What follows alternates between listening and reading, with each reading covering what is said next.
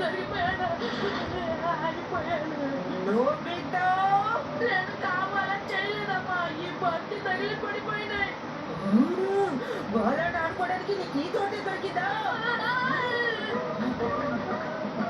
ఇక్కడ నీ పని చెప్తాను. జియా, ఇద్దరు ఆటగాళ్ళు బేస్బాల్ ఆడితే ఏం బాగుంటుంది చెప్పు? అవును. నోబితా కూడా వస్తే బాగుంటుంది. అవును.